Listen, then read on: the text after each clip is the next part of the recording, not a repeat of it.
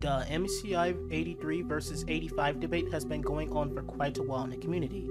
People have been arguing over what year the MCI canonically occurs in the games.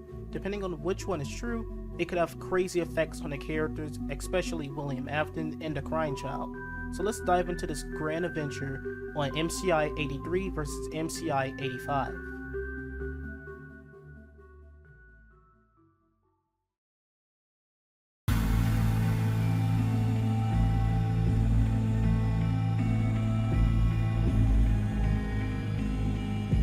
In FNAF 4 minigames, you play as the Crying Child, who is the younger brother of the Foxy Bro, who is believed to be Michael Afton / Mike Schmidt, the character you play as in FNAF 1, sister location in FNAF 6. The Crying Child is shown to be bullied by Michael a lot, but Michael uses his unexplained fear of the animatronics to scare him. Mike locked the Crying Child in parts and services and would jump up from the unexpected place to scare the Crying Child with the Foxy mask on. The Crying Child is also accompanied and watched by what he sees as his friend, the Fredbear plush, who talks to the Crying Child when he needs a friend to talk to. When Crying Child encounters an animatronic with the Fredbear plush, the Fredbear plush states, "Don't you remember what you saw? You know what will happen if he catches you," which seems to imply the Crying Child saw something that made him scared of animatronics. Now, what do you see? Well, some people think the Crying Child witnessed the MCI. He would have seen William inside the spring body suit to kill the missing children, which would make the Crying Child think the animatronics are evil. Him thinking the animatronics killed the missing children could also work with what is seen in shadow as easily misunderstood in the mind of a child. Crying Child misunderstood what happened during the MCI. He thought the animatronics were evil, instead of his father using the suit to kill the kids. When Crying Child talks to the Pigtail Girl, she has something interesting to say. "Be careful, I hear they come to life at night. And if you die, they hide your body and never tell anyone." This is a pretty clear reference to how the animatronics come to life at night in FNAF 1. And them hiding your body is another reference to the MCI, which could mean that the MCI has already happened at this point in the timeline. Surprisingly, MCI 83 evidence isn't all that bad. I think it has a few good points. However, there are a few issues with the theory as well. What Pigtail Girl said could have been a reference to the MCI, just like how Scott adds references to other FNAF games in FNAF 4. And an example of this would be the figures of the toy animatronics, or Plush Trap being a reference to Springtrap. Also, the MCI isn't really much of a rumor anyway. It was a pretty well-known event, and we still see people talk about the MCI 40 years later in the timeline, and one of the security breach duffel bag messages, so we really shouldn't take Pigtail Girl's words to heart. And if William did kill the MCI before the events of FNAF 4, he wouldn't be working at the diner. It isn't like FNAF 2 where he's pretending to be a new night guard at a new location. Everyone who works there should know William's face at this point, since he worked at a location for a long time.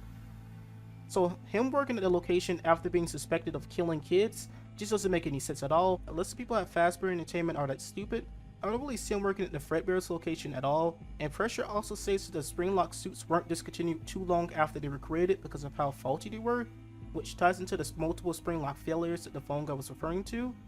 He did say that it was a temporary thing, but this does not seem to be the truth, since he never mentions in any tapes after that the Springlocks returned. And then the safe room was sealed, so the Springlocks definitely didn't come back. But overall, MCI 83 is actually a pretty decent theory, but it's sort of a slippery slope. Now let's see how it stacks up against MCI 85.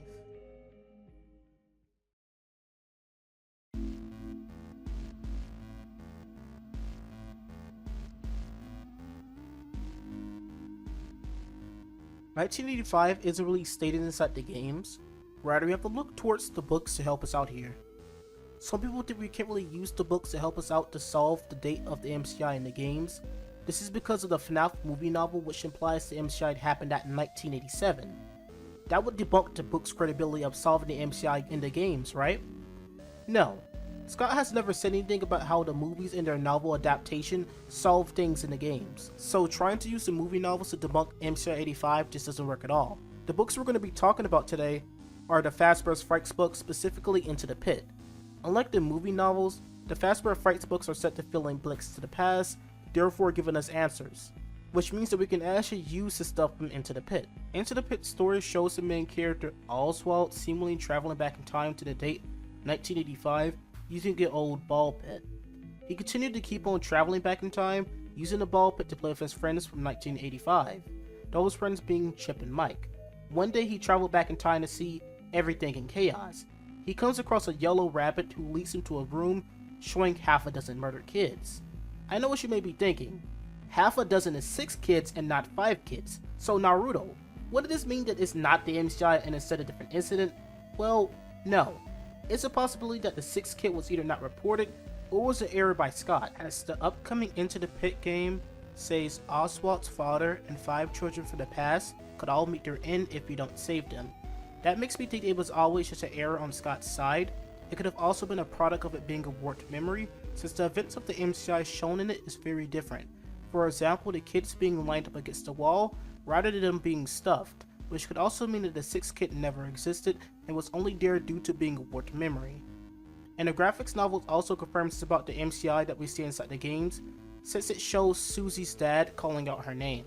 While the graphic novel art isn't canon, the dialogue is, as confirmed in an interview with one of the artists. They said they were given a script by Scholastic.